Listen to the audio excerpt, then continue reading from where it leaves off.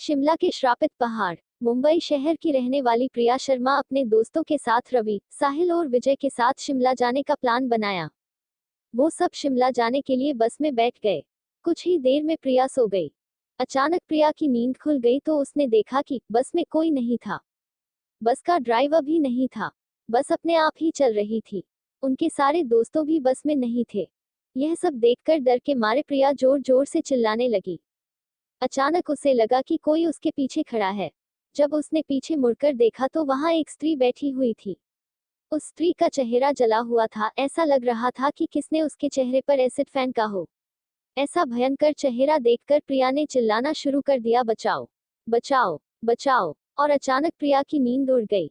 वो एकदम डरी हुई और पसीने से पूरी भीग गई थी। पास में बैठे हुए विजय ने पानी की बोतल दी और बोला, शायद तुम्हें कोई सपना देखा होगा।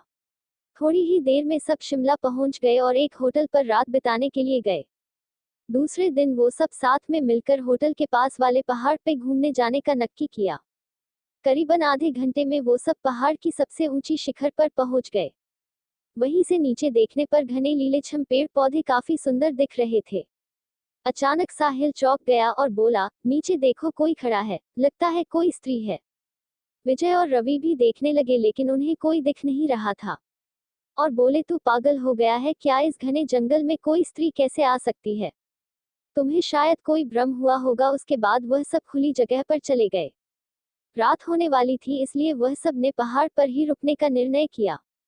इसलिए उन सब ने वहां पर ही तंबू लगाया और खाने पीने के लिए सामान बाहर निकाला।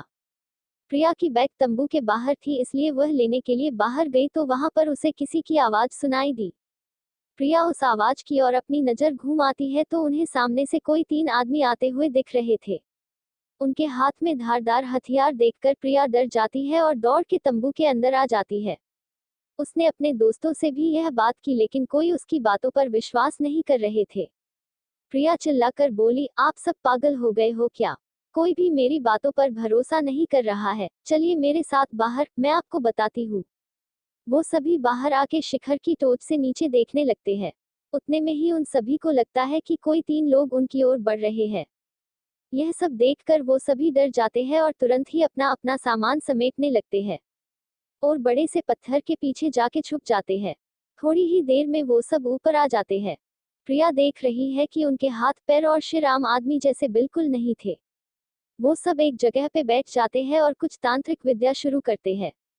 उनमें से एक आदमी अपनी हाथों की उंगली को काट देता है लेकिन अंधेरे की वजह से उन्हें कुछ भी ठीक से दिखाई नहीं देता है। अचानक उन चारों ने देखा कि एक औरत उन आदमियों के बीच में आके लेट जाती है। कोई नहीं जानता कि आखिर वो औरत वहां पे पहुंची कैसे। प्रिया ने कहा, मुझे कुछ समझ नहीं आ रहा है, आखिर यह सब हो क्या रहा है? मुझे बहुत ही डर लग रहा है। एक के बाद एक वो तीनों उस औरत को सूंघने लगे। वहीं पे अचानक उस औरत ने अपनी उंगली उठाई और हमारी तरफ इशारा करने लगी। हम सब डर गई। वो तीनों उस औरत को छोड़कर हमारी ओर बढ़ने लगे।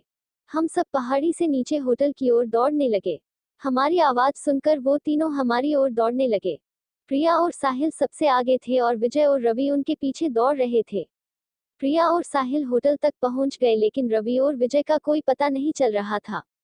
हमने होटल वालों से उनके बारे में सभी बातें की तो उन लोगों ने कहा कि उस पहाड़ पे कोई नहीं जाता है, वो पहाड़ शापित है, जो भी वहां जाता है वो कभी वापस नहीं आता है। आपकी किस्मत अच्छी थी कि आप अभी जिंदा है। लेकिन हमारे दोस्त रवि और विजय कभी भी वापस लौट के नहीं आए।